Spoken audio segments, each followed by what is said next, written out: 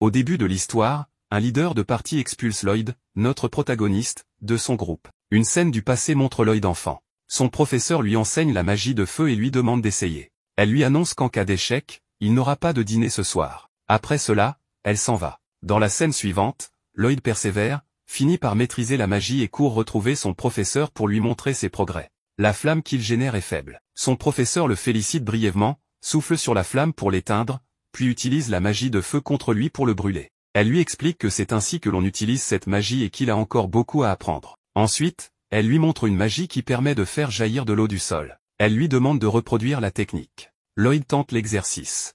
L'eau ne sort pas, mais le sol s'humidifie légèrement. Il est heureux et montre fièrement le résultat à son professeur. Une fois de plus, elle le félicite, puis lui jette une grande quantité d'eau dessus pour lui montrer la bonne façon de faire. Elle lui répète qu'il a encore beaucoup à apprendre. Lloyd tente ensuite la magie du vent. Il parvient à faire voler quelques feuilles. Son professeur souffle dessus et les disperse aussitôt. Puis Lloyd utilise la glace pour créer une statue à l'image de son professeur. Il lui demande son avis. Elle lui répond qu'elle aime beaucoup.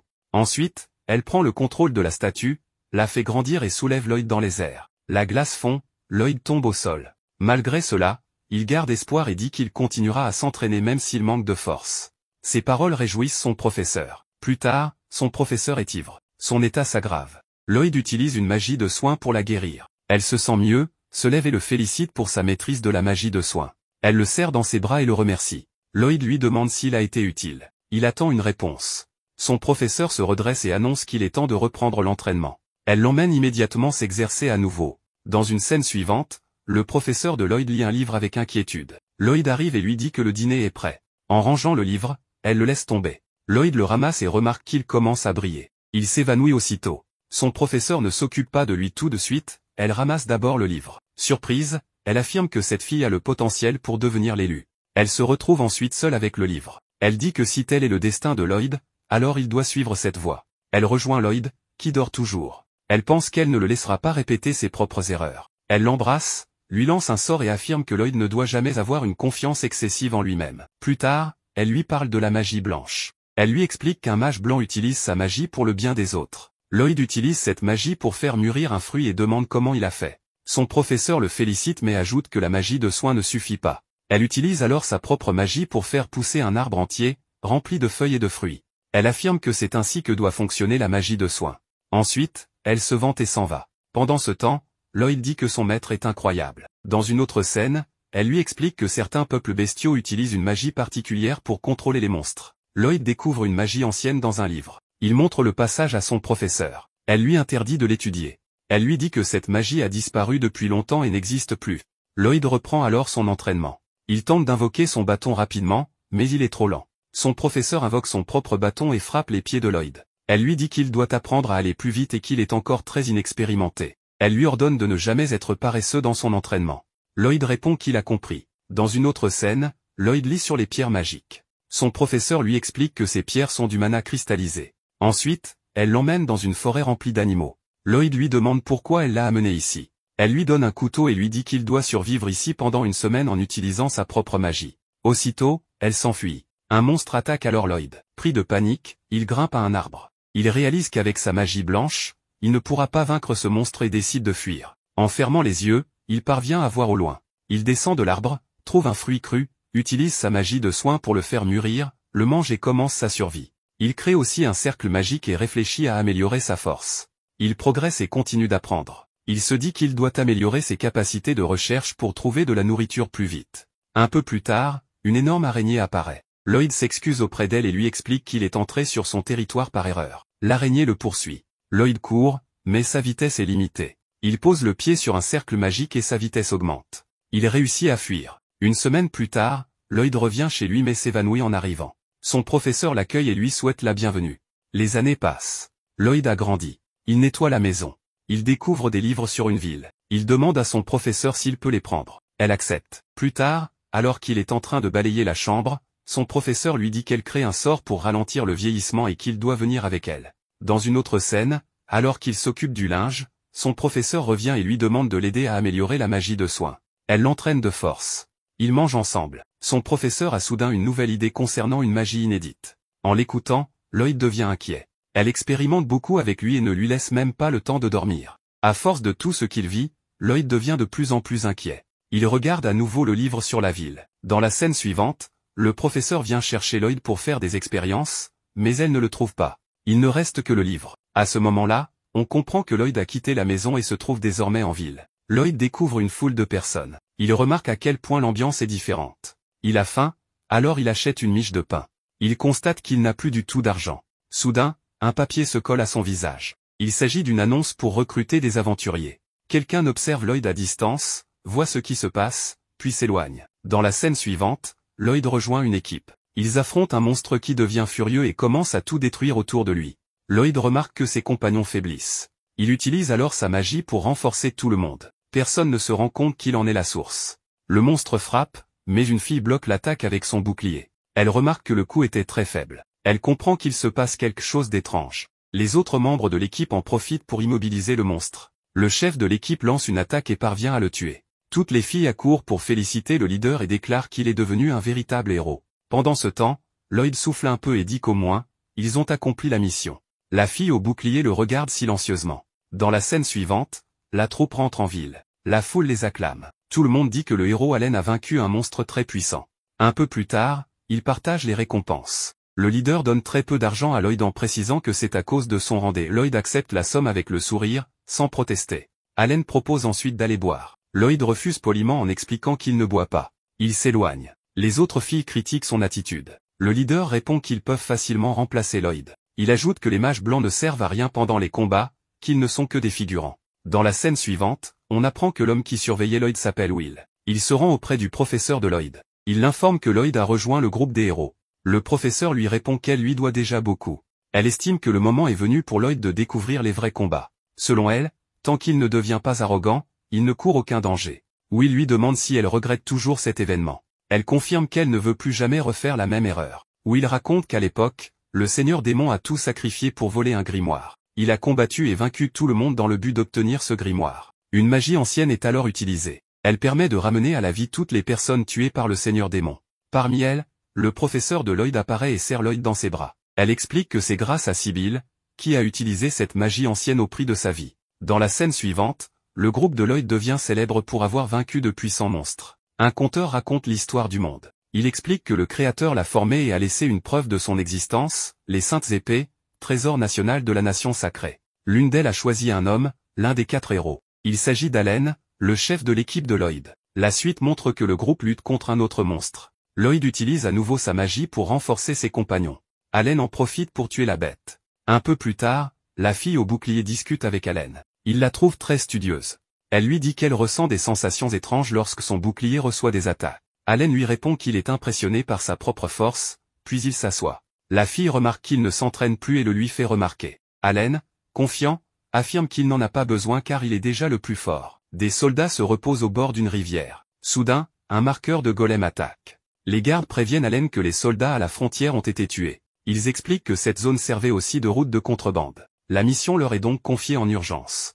Allen prend la situation à la légère. Il dit qu'il suffit de vaincre quelques golems et que ce sera facile. Le groupe arrive près d'un passage. Allen demande à Lloyd s'ils doivent entrer. Lloyd sent quelque chose et confirme. Il pénètre dans la zone et commence à affronter plusieurs golems. Mais à chaque victoire, un nouveau golem apparaît. Cela agace Allen. Il se plaint que les golems arrivent sans arrêt. Lloyd remarque un homme et déclare qu'il s'agit d'un démon. C'est lui qui contrôle les golems. Il attire l'attention sur une pierre magique dans le bâton du démon. Son compagnon demande de quoi il s'agit. Lloyd explique qu'il s'agit d'une forme très rare de mana cristallisé. La fille au bouclier s'adresse alors au démon en l'accusant de contrôler les golems. Lloyd lance à nouveau son sort pour renforcer l'équipe. Il demande à la fille nommée Lulu de tirer sur le mage. Mais le démon s'est réfugié à l'intérieur. Lulu hésite. Lloyd insiste. Elle tire une flèche qui traverse une pierre et touche le démon. Son bâton tombe. Lloyd demande à une autre fille, Mia, de récupérer le bâton. Elle le téléporte directement dans les mains de Lloyd, qui pose un seau dessus. Allen se met en colère. Il demande à Lloyd qui il croit être pour agir ainsi. Il rappelle qu'il est le leader. Soudain, un golem attaque. Allen se prépare à combattre. Lloyd l'arrête et explique que le golem n'est plus contrôlé par la pierre magique. Il est devenu imprévisible et le combat serait trop risqué. Allen refuse d'écouter et engage l'affrontement. Le golem s'apprête à frapper Allen violemment. Lloyd utilise sa magie pour augmenter sa vitesse et pousse Allen sur le côté. L'attaque est évitée de justesse. Allen ne le remercie pas. Il s'énerve contre Lloyd et lui ordonne de ne plus se mettre en travers de son chemin. Puis il élimine le golem. Ensuite, Allen annonce à Lloyd qu'il le renvoie de l'équipe. Il estime qu'il ne fait rien d'utile, que Sheena assure seule les soins et que Lloyd ne sert à rien. Lloyd reconnaît qu'il est inutile. Allen lui dit qu'il peut partir. Lloyd s'en va en silence, pendant que les autres continuent de le rabaisser. Lloyd entre dans la guilde et demande à rejoindre une équipe, mais il essuie plusieurs refus. Il devient triste. Cela fait 3 jours qu'il cherche, sans succès. À ce moment-là, il entend une fille supplier la réceptionniste. Elle dit qu'ils ont besoin d'un mage blanc gratuit pour le lendemain. La réceptionniste lui répond que ce n'est pas possible. La fille insiste et demande qu'on lui propose quelqu'un, peu importe qui. La réceptionniste lui parle alors de Lloyd. En l'entendant, la fille s'approche de lui et lui demande s'il est un mage blanc. Lloyd confirme. Elle lui demande avec qui il est venu. Il répond qu'il est seul et sans emploi. La fille est ravie. Elle lui prend la main et l'emmène avec elle.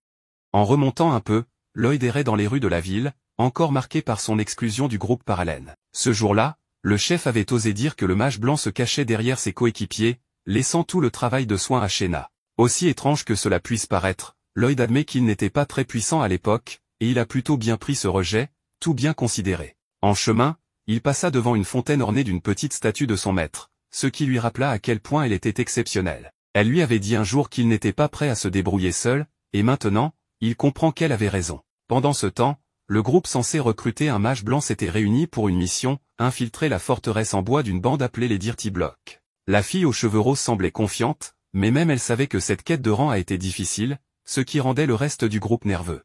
Bien sûr, ces aventuriers étaient puissants, mais l'ennemi était nombreux, expérimenté et extrêmement organisé. Ce ne serait pas un combat facile. Cependant, les attaquants n'étaient pas venus pour rien.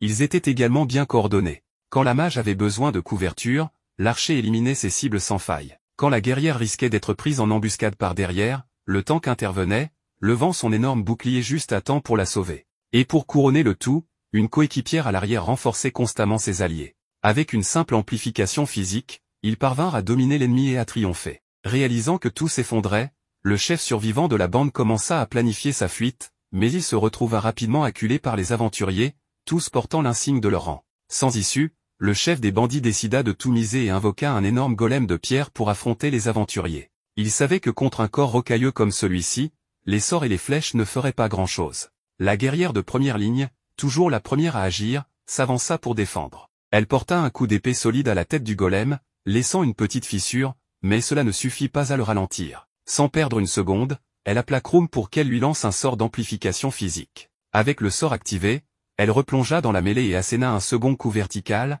coupant le golem en deux comme s'il était fait de beurre. Une fois la poussière retombée, Krumm s'excusa d'avoir perdu sa concentration pendant le combat, se demandant si elle avait vraiment sa place dans un groupe de si haut niveau. La guerrière la rassura, lui disant qu'il n'y avait rien à craindre. Tout le monde comprenait que Krumm traversait une période difficile, surtout avec sa sœur Sylvie qui vivait des moments compliqués. Dans la scène suivante, nous revenons au moment où Lloyd est rejeté par l'archer à la guilde des aventuriers, juste avant que la fille aux cheveux roses n'arrive en trombe. Désespérée de trouver un mage blanc, la réceptionniste expliqua que les exigences pour rejoindre un groupe de rang S rendaient la tâche presque impossible. Mais l'un des membres de l'équipe était prêt à prendre n'importe qui à ce stade. Lloyd, qui cherchait tranquillement une équipe, fut désigné par le personnel et littéralement traîné hors de la guilde par la fille, qui le tira par le bras jusqu'à rejoindre le reste du groupe. Surpris de voir Yui revenir si vite de sa chasse au mage blanc, surtout sans même connaître le nom du garçon, elle lui demanda de se présenter. Un peu gêné, Lloyd s'exécuta.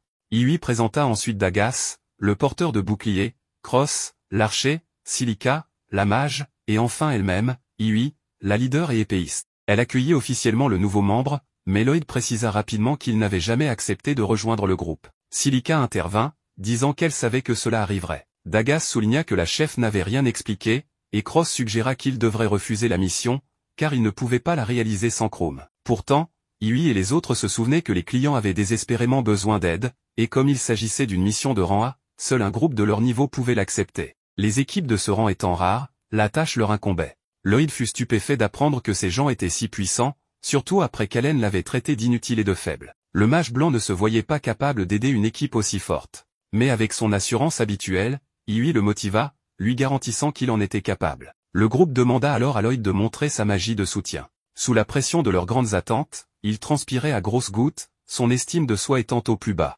Dagas suggéra de demander un sort spécifique pour ne pas embrouiller le nouveau. Yui lui ordonna de lancer un sort d'amplification sur toute l'équipe. Cross et Silica notèrent qu'aucun mage blanc ordinaire ne pouvait accomplir cela et pensèrent qu'il valait mieux abandonner l'idée. Pour être sûr, Lloyd demanda si c'était le seul test pour rejoindre le groupe. Iwi confirma, à condition qu'il amplifie tout le monde en même temps, pas un par un. La pression monta encore. Lloyd était loin de leur niveau, et à part Iwi, personne ne croyait vraiment qu'il en était capable. Prenant une grande inspiration, il se ressaisit et saisit son bâton. Soudain, tout le groupe observa, émerveillé, son bâton apparaître de nulle part. Lloyd l'utilisa pour invoquer des cercles magiques de différentes couleurs, chacun se déplaçant en parfaite synchronisation jusqu'à ce qu'ils se rassemblent sous les aventuriers de rang S, créant un spectacle éblouissant de lumière et de couleurs. Bouche bée, Iwi demanda d'où venait ce bâton. Lloyd expliqua qu'il s'agissait d'un simple sort de stockage, mais ce qu'il voulait vraiment savoir, c'était ce que ses coéquipiers pensaient de son sort d'amplification.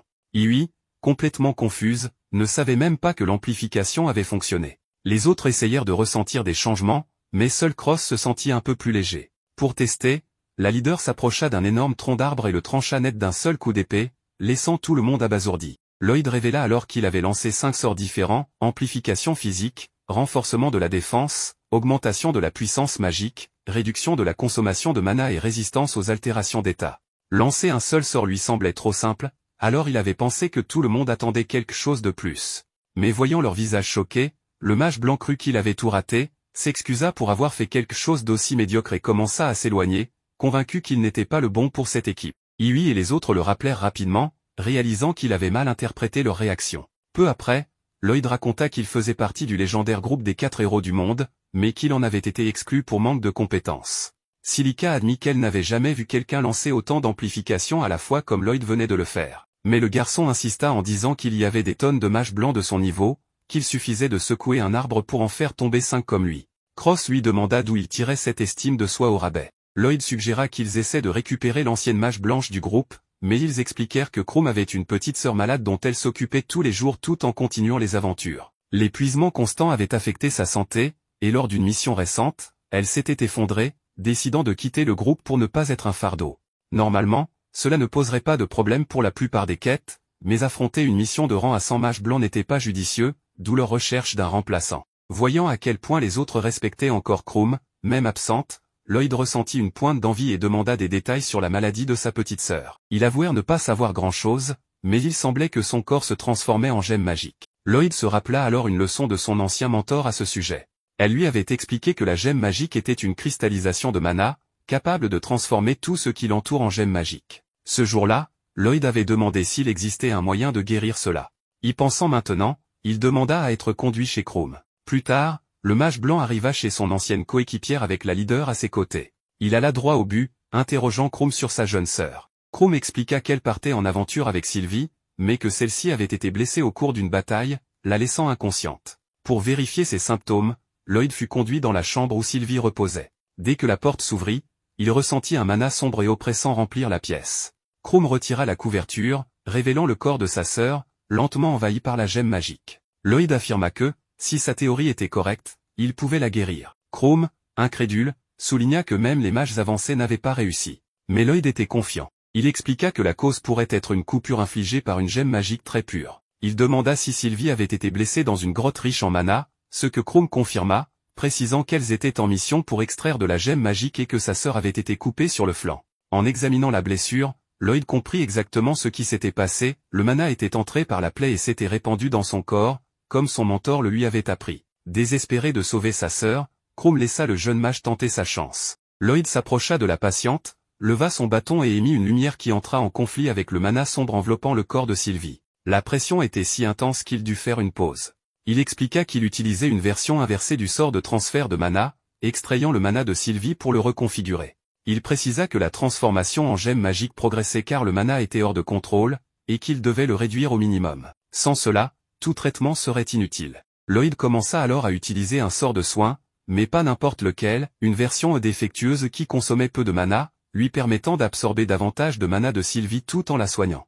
Au milieu de tout cela, Iwi demanda si c'était difficile, et Chrome répondit que difficile ne suffisait pas à décrire ce que Lloyd faisait. Utiliser des sorts qu'il avait lui-même créés et lancer 2 types de magie à la fois était déjà impressionnant, mais ce qui était vraiment stupéfiant, c'était sa capacité à supporter un tel flux de mana. Aucun humain ordinaire ne pourrait y parvenir. Le processus de guérison continua, et Iwi observa, émerveillé, les parties du corps de Sylvie qui redevenaient normales. Bientôt, une fois son corps entièrement restauré, Lloyd arrêta la procédure, à bout de souffle, épuisé. Sylvie se réveilla enfin, voyant le visage en larmes de sa sœur à ses côtés, ce qui fit sourire Lloyd et Hughie. Après cet exploit miraculeux et dangereux, Krumm remercia sincèrement Lloyd, promettant de reprendre les aventures avec sa sœur une fois que Sylvie serait complètement rétablie. Avant que Lloyd ne parte, Krumm lui dit qu'elle était convaincue qu'il pouvait diriger le groupe, ayant prouvé de quoi il était capable. Lloyd rappela qu'il n'était pas un membre officiel, se jugeant pas assez compétent.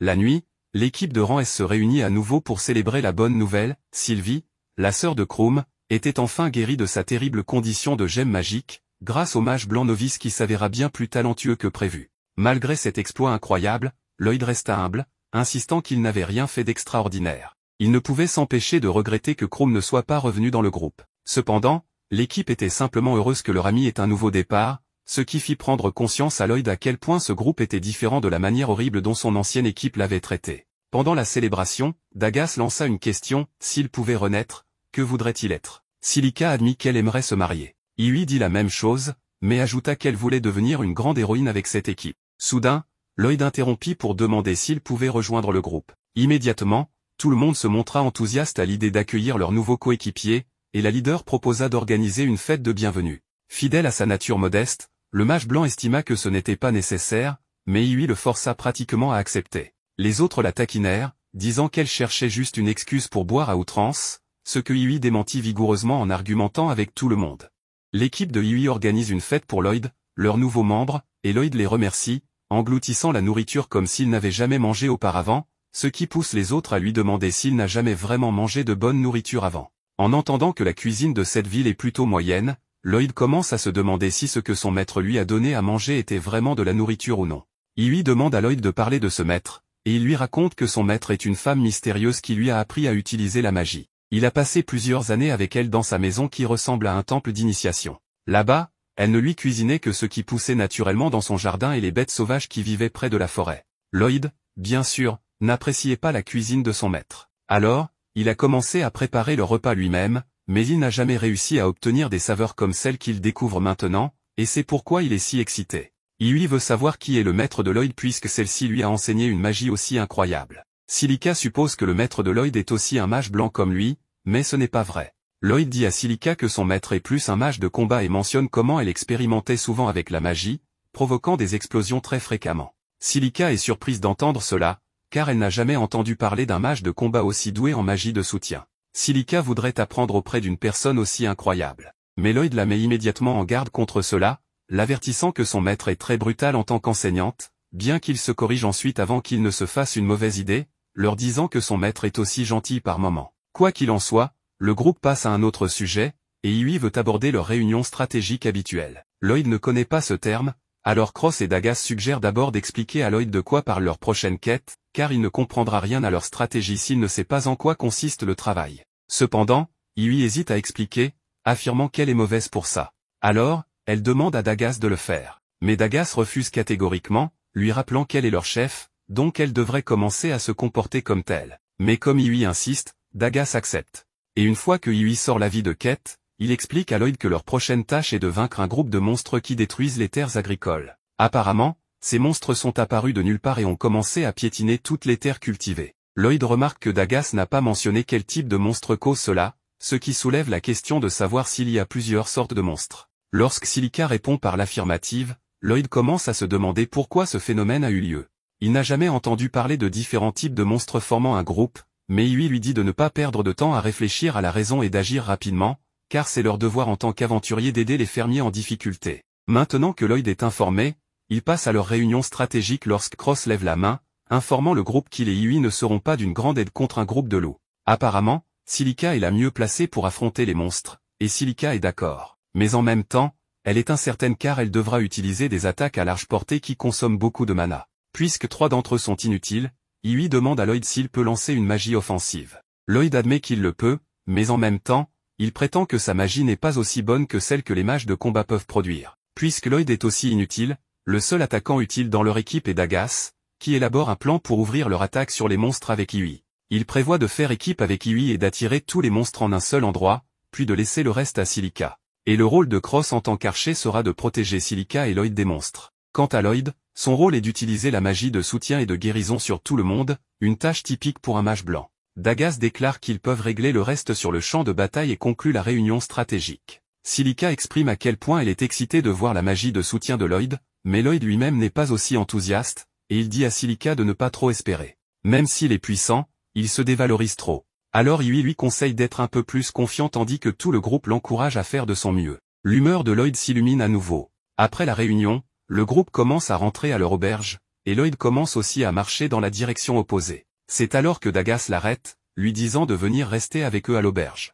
Lloyd mentionne maladroitement qu'il est fauché, mais Dagas ne pense pas que l'argent sera jamais un problème puisqu'ils sont une équipe d'aventuriers de rang S pour aider Lloyd. Dagas lui donne une bourse pleine de pièces d'or et d'argent. Mais sachant que Lloyd n'acceptera pas cela gratuitement, Dagas lui dit qu'il déduira cet argent de la part de Lloyd de la récompense de la quête. Lloyd promet de travailler dur pour rembourser la gentillesse de Dagas et rejoint ensuite le groupe sur le chemin de l'auberge. Le lendemain matin, le groupe se réunit à la porte principale, et Yui arrive en dernier, remarquant que personne d'autre ne porte de bagages. Lorsqu'elle apprend que Lloyd peut utiliser la magie de stockage, elle lui donne aussi son sac à dos, qu'il range dans son inventaire dimensionnel. Tout le groupe commente à quel point la magie de stockage de Lloyd est utile et pratique, et Lloyd propose de leur enseigner cette magie plus tard. Avec cela, le groupe commence son voyage et entre dans une plaine où des montagnes sont visibles au loin. Selon Dagas, des démons vivent au-delà de ces montagnes, donc ils doivent être prudents car leur lieu de quête est à proximité. Ils peinent à traverser un pont en bois et Yui propose un plan pour se distraire de cette hauteur effrayante. Elle pose une question stupide à tout le monde. Et tandis que chacun donne une réponse ridicule, Lloyd, l'idiot, répond sérieusement, laissant Yui se demander s'il est retraité ou quelque chose comme ça. Quoi qu'il en soit, elle lui conseille de prendre les choses plus facilement à partir de maintenant, car rester constamment sur le qui-vive va l'épuiser. Pendant qu'il plaisante près de la rivière, un mage noir se trouve au milieu de la même forêt et lance de la magie noire autour de la forêt. Ils terminent de traverser la rivière et atteignent l'endroit où ils camperont. Ils ont besoin de leur bagage et ils sortent tout ce qu'ils ont gardé dans son stockage. Ils sont tellement contents d'avoir voyagé si léger, ce qui a rendu leur voyage beaucoup plus rapide. Ils commencent à installer leur camp. Ils aménagent la pièce, prennent de l'eau et aussi d'autres choses nécessaires à leur bien-être. Après un dur labeur et du stress, Yui est fatiguée et souhaite prendre une douche. Elle demande à ses compagnons d'équipe si elle peut être excusée pour prendre une douche, mais ils ont encore d'autres choses à faire. Ils doivent ramasser du bois et d'autres affaires. En conséquence, elle ne peut pas y aller. Lloyd propose de les aider à ramasser du bois, afin qu'elle ait assez de temps pour se nettoyer. Elle est ravie de sa suggestion, alors elle part avec Silica. Lloyd arrive dans la forêt et ramasse du bois. Il voit le fruit que son maître cultivait avec sa magie, alors il le prend. Il mord dans le fruit, et c'est tellement bon. Avant qu'il ne puisse savourer sa bouchée, il entend un bruit dans la rivière. Il s'avère qu'un monstre a attaqué Yui et Silica dans la rivière, et elles sont effrayées. Elles essaient de se retirer, mais le monstre est très rapide aussi. Elles reculent dos à dos, mais Silica tombe quand elle atteint le bout. Elle dit à Yui qu'elles doivent se battre. Heureusement, Lloyd grimpe à un arbre et les voit. Il court pour les secourir. Il distrait le monstre pour qu'elles puissent atteindre la terre ferme et il leur jette aussi leurs armes qu'il avait gardées dans son stockage. Ensuite, il leur donne plus de force pour combattre. Yui se jette sur le monstre et le coupe en deux. L'autre partie est encore forte, alors elle demande à Silica et Lloyd de courir pour leur sécurité. Elle lance une boule de feu et, à sa grande surprise, la boule de feu terrasse le monstre d'un coup. Elle est choquée que sa boule de feu soit si efficace. Et c'est tout grâce à la magie de Lloyd. Elle saute et sa serviette tombe alors que Lloyd est à côté d'elle. Et ce que Lloyd reçoit en retour pour les avoir secourus est une gifle brûlante qui secoue toute la rivière. Ils retournent à leur camp et Lloyd essaie de leur enseigner comment faire du stockage avec sa joue rouge de la gifle qu'il vient de recevoir. Il leur dit qu'il suffit d'imaginer et de le faire, mais ils n'y parviennent pas. Après de longues tentatives, ils supposent qu'ils ne sont pas faits pour ça. Mais Lloyd insiste en disant qu'il pourrait être un mauvais professeur. Silica pense qu'elle pourrait invoquer le stockage et y arriver. Et quand elle le fait, elle réussit. Ils réalisent qu'ils ne sont pas comme Lloyd qui peut utiliser la magie sans incantation. Alors ils utilisent des incantations et ils réussissent. Ils s'entraînent jusqu'à la nuit, et c'était une journée épanouissante. La nuit, Yui regarde autour de la zone et Lloyd lui dit qu'il n'y a pas de monstres aux alentours. Elle vient s'asseoir devant lui et lui exprime sa gratitude pour avoir rejoint leur groupe. Lui aussi n'avait pas de groupe, donc il avait besoin d'eux. En conséquence, il ne pense pas qu'elles doivent le remercier. Cependant, elle comprend qu'elle l'a forcé malgré tout. Il lui demande pourquoi elle est si intéressée par cette quête, et elle lui répond calmement que cela lui rappelle sa ville natale. Quand elle était jeune, sa ville natale a été attaquée par des monstres et elle a été la seule survivante. Elle se souvient avoir vu des corps autour d'elle et elle imagine que la ville traverse la même chose, donc elle doit aider. Elle considère aussi qu'ils ne mangent probablement pas bien non plus. Lloyd voit soudain que des monstres sont autour. Il la fait taire et lui demande de réveiller les autres. Ils vont dans la forêt et voient plusieurs Paorak autour. Ils se demandent tous où les Paorak vont. Et quand Lloyd trouve la réponse, il leur fait signe de marcher dans une direction. Il sait que les Paorak réagissent au bruit. Alors il leur demande de rester silencieux. Pendant qu'ils marchent, Iwi marche par erreur sur un bâton et le bruit attire l'attention des Paorak qui commencent à les poursuivre. Ils courent aussi vite que leurs jambes le permettent, mais ils ne vont pas loin car l'un des monstres saute devant eux et se place sur leur chemin. Ils sont au milieu du danger et doivent se battre. Ils invoquent le stockage et sortent leurs armes. Mais avant qu'ils ne puissent même combattre, les monstres utilisent leur toile pour jeter leurs armes. Pour empirer les choses, les monstres les entourent de toile au point qu'ils ne peuvent plus bouger. Ils se demandent ce qu'ils vont faire et Lloyd suggère qu'ils pourraient retenir les monstres à un endroit pendant qu'ils combattent. Il invoque sa magie et immobilise les monstres. Ainsi, Iwi prend son épée pour se battre et il récupère aussi l'arme de Silica. Iwi utilise son épée pour couper toutes les pattes des monstres pour les maintenir au sol. Et alors qu'elle saute sur le dernier monstre, Lloyd demande à Silica de combattre aussi, ainsi que Cross. Ils se jettent tous dans le combat et ils gagnent. Après leur victoire, Lloyd se sent mal d'avoir pris le contrôle en commandant l'équipe. Alors, il s'excuse, mais ils sont d'accord avec ça parce que s'il n'était pas là, ils auraient perdu le combat. Il l'apprécie pour avoir pris des initiatives et il est content d'être accepté à cet endroit. Ils retournent tous à leur camp et le lendemain matin, ils rangent leurs affaires pour continuer leur voyage. Ils invoquent tous leur stockage et mettent leurs bagages pour partir. Cependant, Lloyd reste là, se demandant pourquoi il y a des Paorak autour et où ils allaient. Iwi l'appelle et lui demande de venir. Il court vers eux, heureux d'avoir maintenant trouvé une équipe pour lui-même.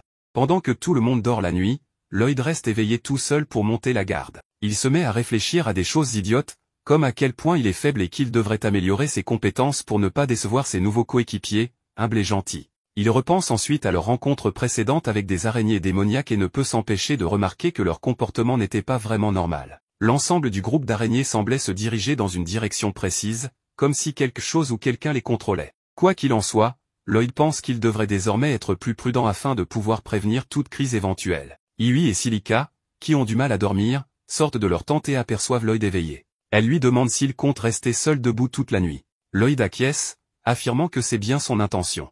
Iwi s'inquiète alors pour lui, révélant qu'il fait cela depuis plusieurs jours, et qu'à ce rythme, il va souffrir de privation de sommeil. Elle propose donc qu'il se relaie. Mais Lloyd refuse, prétendant qu'il va très bien. Il ne veut pas que ses coéquipiers s'épuisent, car en cas d'urgence, il pense que seuls eux seront utiles. D'ailleurs, il explique qu'il a toujours fait ainsi, et que c'est la seule chose qu'il peut faire pour eux, étant donné qu'il est inutile dans tout le reste. Iwi en a assez de ce type trop conscient de sa propre médiocrité, et lui crie qu'il a complètement tort. Mais avant qu'elle puisse poursuivre, Silica l'interrompt, sachant qu'il est inutile d'essayer d'enseigner quoi que ce soit à quelqu'un qui n'a pas de cerveau. Elles retournent toutes les deux dans leur tente, en disant à Lloyd que s'il se sent fatigué, il doit leur en parler. Dagas et Cross, qui ont tout entendu depuis leur tente, s'inquiètent aussi du manque de confiance de Lloyd, pensant que cela pourrait lui porter préjudice un jour. Le lendemain, ils partent en exploration et Lloyd utilise sa magie de détection pour scanner la zone, confirmant qu'il n'y a aucun monstre à proximité. Iwi est stupéfaite d'apprendre que Lloyd maîtrise ce genre de magie, mais il affirme que ce n'est rien d'exceptionnel. Iwi se sent mal, car Lloyd fait tout le travail lui-même, mais elle ne prend même pas la peine de lui dire de se ménager, sachant qu'il est trop stupide pour comprendre à quel point il se donne du mal. Plus tard dans la nuit, alors que Lloyd monte encore la garde, Iwi se demande s'il fait tout cela parce qu'il ne fait pas confiance aux capacités de ses coéquipiers. C'est un malentendu complet. Mais faute de communication claire entre eux, ce malentendu ne sera pas dissipé de sitôt. Silica, plus mature et intelligente, aide Iwi à comprendre que Lloyd en fait trop simplement parce qu'il veut leur prouver sa valeur. Et c'est précisément ce que Iwi ne comprend pas, Lloyd devrait déjà savoir qu'il est digne de faire partie de leur équipe. Elle soupçonne qu'il a vécu une vie où il ne s'est jamais considéré comme spécial. Elle se demande aussi quel genre de vie Lloyd a mené sous l'autorité de son mystérieux maître. Silica pense que Lloyd leur racontera un jour son histoire. À l'extérieur, Dagas approche Lloyd et lui dit qu'il a besoin de son aide. Lloyd répond qu'il doit rester pour la garde de nuit, mais Cross arrive à ce moment-là et lui dit qu'il prendra sa place. Lloyd part donc avec Dagas, pendant que Cross espère que le plan qu'ils ont préparé fonctionnera. Dagas emmène Lloyd au loin, révélant qu'il a fabriqué un système d'alarme qui sonne lorsque des monstres entrent dans la zone. Ce système, selon lui, devrait suffire comme mesure de sécurité, donc Lloyd n'a plus besoin de rester éveillé la nuit. Avant l'arrivée de Lloyd, ils utilisaient déjà ce système. Pourtant, Lloyd insiste pour rester éveillé, affirmant que s'il dort, sa magie de détection cessera de fonctionner. Alors que Lloyd insiste, Dagas se voit contraint de l'affronter directement en lui demandant s'il ne fait pas confiance aux capacités de ses coéquipiers. Lloyd est choqué d'apprendre que ses amis pensent cela de lui. Dagas explique que puisque Lloyd ne les laisse jamais l'aider, il est naturel qu'ils finissent par croire cela. Lloyd ne veut pas parler de ses expériences passées avec ceux qui l'ont convaincu qu'il était inutile. Il dit simplement qu'il donne tout pour ne pas freiner les autres. Dagas lui répond qu'il devrait justement être un poids pour eux de temps en temps, car cela fait partie du travail d'équipe. Dans une équipe, chaque membre est censé avoir des faiblesses, et les autres doivent les compenser.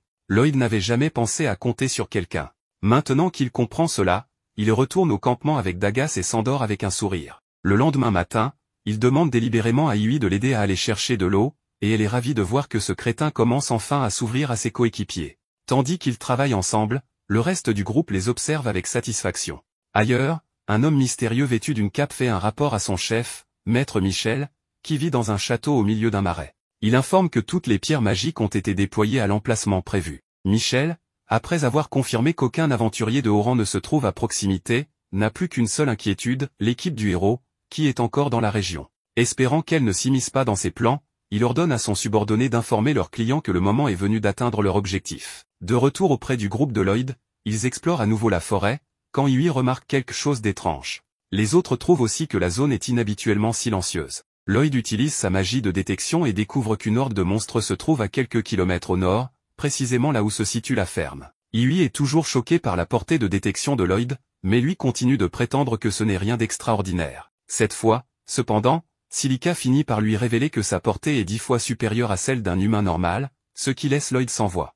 Mais il tente encore de se défendre en disant qu'il est un faible. Le débat étant inutile, le groupe se dirige vers la ferme. C'est justement la ferme qu'ils sont censés protéger selon la mission reçue de la guilde. En voyant le nombre de monstres rassemblés, ils n'en croient pas leurs yeux. Tandis que tous sont préoccupés par la quantité de monstres, Lloyd remarque autre chose. Il trouve cela étrange. Iui, pensant qu'il parle des monstres, dit qu'elle le sent aussi. Mais Lloyd parle d'autre chose, sa magie de détection ne capte que les monstres présents ici, comme si ceux qu'il avait détectés plus tôt n'étaient plus là. Le groupe réfléchit à ces paroles. Effectivement, ils n'ont jamais vu autant de holous regroupés au même endroit, ce qui renforce leur malaise. Lloyd demande qui est le propriétaire de la ferme, et Iui lui répond qu'il a été blessé par les holous et qu'il est parti se faire soigner en ville chez son fils. Mauvaise nouvelle pour Lloyd, car si quelque chose de louche se passe ici, la seule personne qui aurait pu leur dire comment cela a commencé est justement absente. Alors qu'ils observent la ferme, Cross aperçoit quelque chose de brillant. Peut-être grâce à sa vision d'archer. Les autres ne voient rien. Lloyd lance alors un sort d'amélioration de vision et finit par voir ce dont parle Cross. Il leur demande s'il peut leur lancer aussi le sort, ce qu'ils acceptent. Grâce à la magie, ils voient tous une pierre noire brillante au centre de la ferme. Tous les monstres semblent être regroupés autour de cette pierre magique, mais ils ne peuvent toujours pas dire exactement ce que c'est. Iui exprime son malaise face à la brume noire qui en émane. Lloyd suppose qu'il pourrait s'agir de magie bestiale. Il leur explique que c'est une magie utilisée pour rassembler et contrôler des monstres. La question est, qui aurait lancé un tel sort et pourquoi? Il se demande si quelqu'un essaie de les tuer, mais ils ne sont même pas importants au point que quelqu'un veuille aller aussi loin. Pour évaluer la menace, Lloyd relance sa magie de détection et constate que plusieurs autres monstres convergent vers la ferme. Ce n'est plus une simple attaque, mais une véritable assemblée de créatures. Ils ne peuvent pas les affronter seuls. Cross suggère de battre en retraite, mais Iui refuse. Elle ne veut pas risquer que la ferme soit détruite en fuyant. En même temps, elle sait qu'elle ne pourra pas vaincre tous ces monstres toute seule. Dagas rappelle que les monstres sont presque là, et que s'ils essaient de fuir maintenant, ils seront attaqués. Et durant le combat, ils pourraient entraîner le village voisin dans le chaos. Leur seule option est de se battre, ce qui n'est même plus un choix. Lloyd affirme qu'il a un plan. Il demande à Cross s'il peut briser la pierre avec sa flèche, mais celui-ci dit qu'elle est trop loin. Il peut viser, mais doute de la casser. Il décide quand même d'essayer. Lloyd améliore alors Cross, son arc, et sa flèche avec de la magie. La flèche frappe la cible et la détruit. Même Cross est choqué, il sait que normalement, sa flèche n'aurait pas pu faire ça. Lloyd dit que c'est grâce à sa précision, minimisant encore son propre rôle. Quand il se tourne vers les holous, ceux-ci se battent entre eux. Lloyd s'y attendait. Mais il pensait aussi que la destruction de la pierre éloignerait les autres monstres, ce qui n'est pas le cas. Ils arrivent déjà. Le groupe réalise que la situation est plus grave que prévu. Il y en a trop. Le plan est que Silica les attaque. Silica reste en première ligne tandis que les monstres foncent sur elle. Il lui demande si c'est le moment de se battre, mais Lloyd dit non. Ils lui font assez confiance pour obéir même lorsque les monstres s'approchent dangereusement. Au moment opportun, il lance un sort d'amélioration sur Silica, qui lance alors une gigantesque boule de feu. L'explosion élimine les monstres. Silica se retourne et demande ce que Lloyd a fait. Il a lancé 3 sorts à la fois. Il lui demande si elle peut lancer encore 4 boules de feu avant de passer à la magie du vent. Elle répond oui. Il passe ensuite à Cross, prêt à être renforcé. Lloyd connecte leurs esprits mentalement pour diriger Cross vers les monstres volants. Une fois cela fait, il retourne vers Silica, lui demande si elle peut encore utiliser la magie du vent. Elle avoue qu'elle est à bout d'énergie. Lloyd lui transfère alors son mana, au point qu'elle se sent revigorée, tandis que lui s'épuise. Elle s'excuse, mais il minimise la chose, blâmant sa faiblesse habituelle. Grâce à la nouvelle énergie, Silica lance la magie du vent et éteint les flammes. Mais elle est désormais complètement vidée. Avant de s'effondrer, ses amis la rassurent, ils s'occuperont du reste. Dagas et Yui prennent le relais. Quelques minutes plus tard, le combat est terminé. Yui remercie Lloyd pour tout, mais comme d'habitude, il dit que ce n'était rien. Yui, habitué à son manque d'estime, ne cherche même plus à le contredire. Alors qu'elle tente de se reposer, Lloyd leur dit qu'ils doivent retourner en ville. Les filles se plaignent de la fatigue, mais il explique qu'il pense que celui qui a orchestré tout ce plan veut s'en prendre à Ishtar, et il a l'impression de s'être fait piéger.